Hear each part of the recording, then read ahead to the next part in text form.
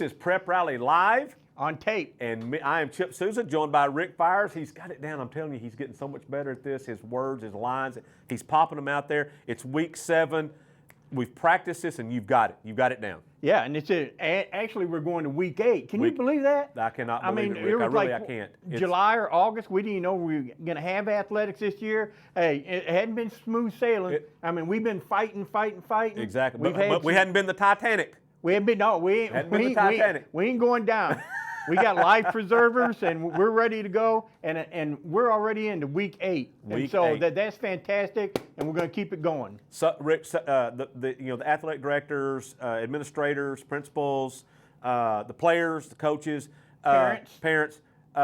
Just major props to you guys for what you've been able to do and to make this happen. Keep it going. And Rick, you and I have talked about this ad nauseum. How you like that word, ad nauseum? That mean like a lot? A lot. Yeah. They've been able to get these games played, but what we keep saying, what we say this over and over and over and over again, and we cannot stress this enough, it's about the kids. And that's all it's about. It's about the kids. It's getting them to enjoy their experience as a high school student. There's not a do-over for them.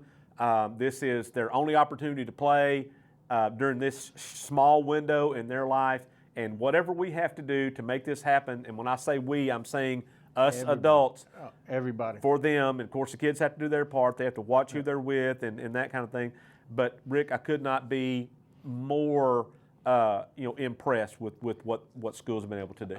Well, what's that old say? All in? All in. We're all in. We're all in. And my goodness, we got some big games to talk about this week. We do. As we're getting closer to playoff time now. Yep. Rick, the playoffs are going to be a little different. Because everybody gets to go in. Everybody's going to get in, and the seedings are going to be a little wonky, and there's going to be some things out there that are going to be a little strange. But here we are with 3 weeks to go in the regular season and playoffs, something we didn't even know might happen. Yeah. Way back in August, like you said, they're right here with us. And as these last 3 weeks unfold, the games are going to get bigger. And Rick, we talked about this last week. It was a brainstorm, you and I, but mainly me. If you win games, it's a good thing. Yeah, you came up and you're like Einstein. You said, if you win games, it's better than losing. On my own, Rick, I came up with that. What? Hey, kidneys. Exactly. Your kidneys. Exactly. Your kidneys kicked in. But on my there. own, I came up with that. So props to me. That's amazing. Absolutely. So our big game of the week this week, let's and get Rick, to there's that. a couple of them. The big one that we're going to talk about first is going to be down in the River Valley, down at Greenwood. No stranger to big games. They've played a few in their time, won a whole lot of them in their time. They got Benton coming in, and that is our game of the week, the West Termite, Pest, and Lawn game of the week at Smith Robinson Stadium as the Benton Panthers, 3-0 in the 6A West, come in to take on the Greenwood Bulldogs, also 3-0 in the 6A West. The great thing about this game is Greenwood's number 1, Class 6A. Number 1. Benton's number 2 in Class 6A. Number 2. You rewind to last year, Greenwood went down to Benton, and Benton beat them. They did. So you don't think this Greenwood team has this circle, big old circle like that? So they're ready for Benton to come up there. Benton is 5-2 overall. They've got 2 losses. Well, Rick, one of them was to Bryant. One of those to Bryant. Hey, who hasn't lost to Bryant? Yeah, they've won like 30 in a row. I think Bryant could beat Ole Miss, Rick. What do you think? Could Bryant beat Ole Miss? I think they could beat Ole Miss. Maybe not. Yeah, I don't know about that. I ain't going that far. Greenwood 7-0. Somebody asked that. What's changed at Greenwood since Rick Jones went to Missouri to help Eli Dre? Nothing's changed. They're still winning. They're still winning. They're winning impressively. But this is going to be a big fight because Benton is an excellent team as well. Brad Harris is a coach. Harris, yes. Who we used to cover over there at Lincoln yep. when he was a Wolf. Yep. Now he's down there. He's a Panther. So really looking forward to this game. Now, they were in the state final last year, Rick, and they lost by 1 point in that state final to Searcy. So man, you and I know, everybody who's been up here and watched any Lincoln, he's a heck of a coach. Brad Harris is a heck of a coach, and he went down to Benton to be I believe the defensive coordinator, but might have been the offensive coordinator when he left Lincoln. Was in that role for, I think, maybe a year or two, then was elevated to head coach when the previous head coach went into admin. What a great hire that is, and you and I think a lot about Brad Harris, but we think Greenwood also made a good hire in promoting Chris Young, their offensive coordinator. See, I've learned over the years you were too specific. I would just say coordinators. Yes, I got to protect myself. There you go. So I'm wrong. But no, this is a standout game. We wish it was like the old days where the stands would be packed. but because of COVID, we want all you parents, everybody to follow all the rules. But Greenwood, they've had this mark for 365 days. Or 66, maybe. Might be a leap year. I don't know. I don't think it's a leap year. But I think Greenwood gets them. I think Greenwood beats them at least by 2 touchdowns. Boy, Greenwood, Rick, they've looked really good. I've seen them play. I saw them play against Choctaw, Oklahoma in a game that their quarterback, LD Richmond, didn't even play that game. Yeah. And they still gutted out a win, and that's how deep they are. Something we don't talk about a lot. Now, LD Richmond's put up some big numbers. He waited his time, Rick. Waited time. Waited his time. He didn't transfer out, whine around. He waited his time, and now that's paying off for him. And but something that we don't talk about a lot over Greenwood is their defense, and their defense is fantastic. And Jordan Hanna, let me tell you, I thought he was playing running back for Choctaw in the game I covered. He was in the backfield that much? Absolutely. I thought the quarterback's only handed off to him a couple of times. That's how much he was in the backfield. So their defense doesn't get near as much pub as their offense does, but man, what a great defense. And that's what I think, Rick, sets Greenwood apart from everybody else.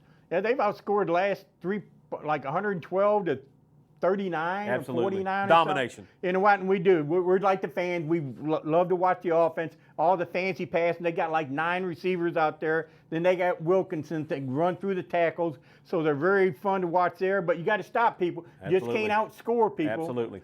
And so looking forward to this game, but Greenwood to get them. Going to be a great game. So, Rick, that's what's going on in the 6A West. We're going to skip down to the 4A1 conference. Well, we'll get to that. First, we're going to talk about the 5A West, where Harrison got a big win last week at home, but they got another big one tonight against Morrilton, a team that always is loaded with great athletes and is always tough in the 5A West. Oh, my goodness. Hey, and that's a little drive. They have to move up. Is it at Harrison? It is in Morrilton.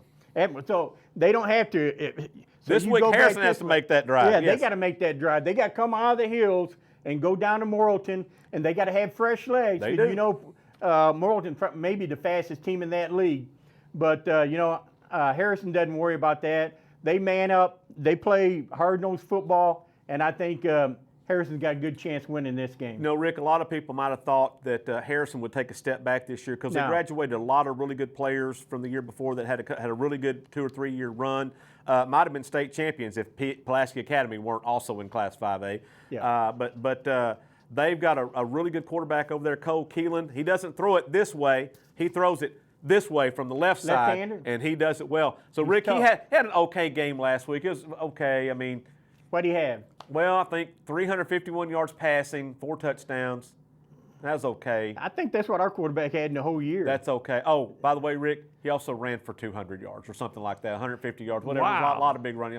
So I think all combined, if I did my ciphering right and naught plus naught and rounded off, 520 yards of offense for Cole Keelan last week. For one player. One player. Man, a lot of teams don't even do that. So that's right. He's a factor there, but I don't know all the personnel for Morrilton. I know they're former quarterbacks over at North Carolina, and they put out athletes every year. But, Harrison's a football dominant type team, high school team. Joel Wells done a great job over there, Rick. He has. Yes, he has. And I think Harrison to go down the mountain, and they're going to get them some. Get them. Some Goblins coming back home with the win, back up to far up to the state line. So down in the 4A1, again, big game this week, Shiloh Christian on the road at Elkins. Now, Elkins is a quietly building up some good pub and good momentum in the 4A. They've just been a 4A program for a couple of years. They were in the 4A4 conference down with Ozark and Neenah and that bunch. Way down and yonder. Rick, they had to travel. That's a long way, but there wasn't an opening in the 4A1 for them until this year when some shuffling happened. Pea Ridge went to 5A. So Elkins got plugged in there to the 4A1. Games are a lot closer now. Rick, if this was a normal year, boy, it would be packed at Elkins for this big game. It's not a normal year, but I tell you what, the folks that we're going to Elkland. They're called the Elkins Elks, the land of the Elks. Yes. And Shiloh Christian is coming in. Yes, when you sir. talk about number one, we talk about Greenwood number one. Shiloh's number one in 4A. Yes, sir. They barely lost a tough Tulsa team by 1 point over at Sand Springs. Yes. Yeah. And so everybody likes to watch, you talk about offense, similar to Greenwood, they're going to put up a lot of points on the board. So a lot of people want to, at Elkins, will want to get out there and see Shiloh Christian. And Shiloh's going to bring a big fan following as well. And we know about Shiloh's personnel. But Elkins, they got a playmaker too in quarterback Kane Johnson. So both teams have good quarterbacks. Shiloh Christian has a sophomore. Eli Wisdom, a kid that we didn't know a lot about because we didn't get to see him play spring football. We didn't get to see 7-on-7 and that kind of thing. So he kind of emerged in their few practices that they got to have in one scrimmage before the season started. But he's a kid, Rick, back in my day, a coach would say he got some shape to him. Yeah, back in sophomore, you'd be over there maybe on special teams. You'd be standing around. Like this, Rick. You'd have your cap on backward. And cap on backward. You'd have your clipboard in your hand, and you'd keep a football handy in case the real quarterback needed a new football. So that's what you and I both did. Well, I kept it for the referee, see, so my job was more important than it. But no, a sophomore starting at this level, and we didn't know anything about him, but the coaching staff at Shiloh did. They did. But man, he's going up a good. Kane Johnson. We talk about putting up stats, running and passing. Well, he's only played, I think, one fourth quarter this whole year. Kane has. They're undefeated, and he's only gotten to play in the fourth quarter one time. Oh, that's right. I covered a game against Lincoln earlier, and no, he'd already done his job. Yeah, he was sitting over there talking to the girlies and maybe drinking a Diet Coke or something. See, I was good at that. See, that's what I could do. Yeah, I know. But he took care of business. But Shiloh Christian's going to be heavily favored. But I think Elkins will hang with them for a while. Good game. Should be a good game. Yep. We're going to skip down one more classification, Rick. We're going to go 3A this time. Greenland, just a little bit of a jog from Elkins, not very far. I think, Rick, you could make that jog. Okay, maybe not. No. But over at Greenland, days. Over at Greenland, they got Cedarville coming in. Now, Cedarville, they got a good running back over there.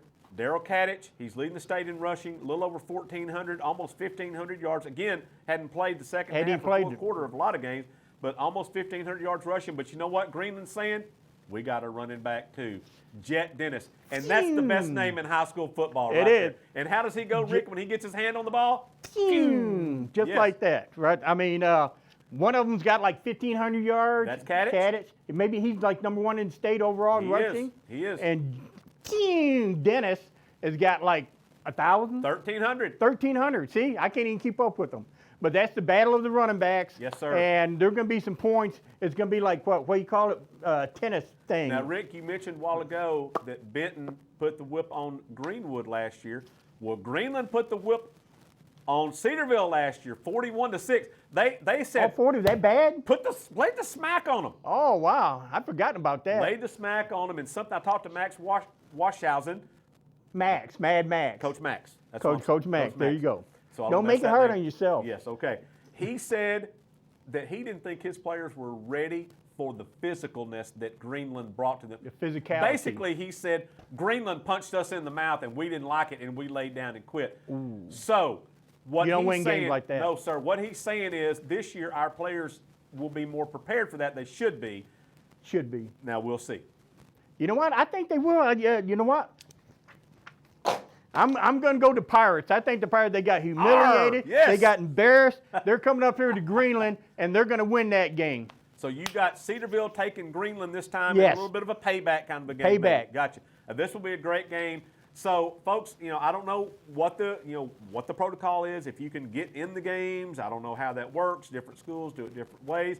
But if you're looking for a good football game and you've been sitting at home on Friday nights and you've been saying, man, I wish I could go find a good this Friday night, you're going to have your pick of some big games. There's some big games going on all over the region. These are just a few that we've talked about. There's a lot of them going on. And as we get into weeks 8, 9, 10, they're only going to get bigger. Hey, let me tell you that. Don't sit at home and go eat your catfish or watch The Voice on TV and sit there in your sofa. Get out there, support these kids. They deserve it. And I hear it all the time when these kids get to college level and say, man, where'd that kid come from? Well, he come from Harrison. He come from Fayetteville. He came from Greenwood. And Greenwood. And they said, I didn't realize. I said, man, they've been out there playing for 4 years while you sat home on your sofa drinking milk, whatever you do on a Friday night. So forget that. Get out there and support these kids. They need it. And you're going to be very impressed with the quality of play, and you're going to have a good time doing it. Exactly. So, Rick, we talked about this in the podcast that maybe not a lot of people knew Grant Morgan was from Greenwood, where he went to Arkansas as a walk-on. Paid his own way to go there because that's where he wanted to go. And, Rick, show me what Grant Morgan did last week against Ole Miss. and took it Boom. to the house. Yeah, now you know what? He turned into running back. He did a good job running that ball back. He had some shake, too. Did you see that move he put on that guy? Yeah. He did a little shifty. And he was playing with the hurt arm, too. Here's a kid, local kid. Yes, sir. In Arkansas. I mean, a lot of teams want to go to Florida, go to Texas, go to Nova Scotia. And you got a kid right down here who just all his life wants to be a Razorback. He has to pay his own way. First couple of years, they finally put him on scholarship. And this week, he's the SEC Defensive Player of the Week. Rick, he was the National Player, National Player of the Week. Bronco Nagurski, National Player of the Week. So there that's you amazing. Go. And I that's love proof these right stories. there that it can be done because, Rick, you know what it comes down to? It comes down to this. The heart. How big is your heart? How big is your heart? Okay. And that's what Arkansas has been missing these last few years is those good Arkansas hard-working kids that come in and do the dirty work and get it done. That's what the coaching staff, all they want to, they just want pretty boy. They just want 5-star. Just get kids who want to play. Want to play football. We That's don't what care you gotta about your have. shuffle time, how fast you run backwards. We don't care that you're the 4-star in Tumbleweed, Texas. Get the Arkansas kids here. They're not going to take off on you and transfer because they're unhappy being second or third team. Grant worked his way up from 4th, 5th string, whatever, and now he's National Player of the Week. So Absolutely. we love our kids. It can be done. It can be done. It can be done. It all goes back to, Rick, nobody cares. Nobody cares. Work harder. Okay? Thank you, Lamar Jackson, for that. So, Rick, that's all I got for this week. You got any other words of wisdom? Not wisdom, but when you did, is that like a Taylor Swift? Yes. How you do that? Listen. Is that a You got to Taylor listen to some Swift? Taylor Swift. Yeah. Yeah, okay. Yeah, you All just right. need to calm down a little bit. All right. Calm down. Ooh. So that's it for this I like week's her. show. Again, our West game of the week, West Termite Pest Lawn. I'm going to be at Greenwood. Benton coming in. Going to be a great game, the 6A West. Be sure and catch all the coverage in our digital edition, NWADG.com, the Northwest Arkansas Democrat-Gazette, because if it has a football in it, we're going to have a story about it. That's right. And we'll see you next time on Prep Rally Live. I Already forgot. can't remember. On tape. There you go. See you next time.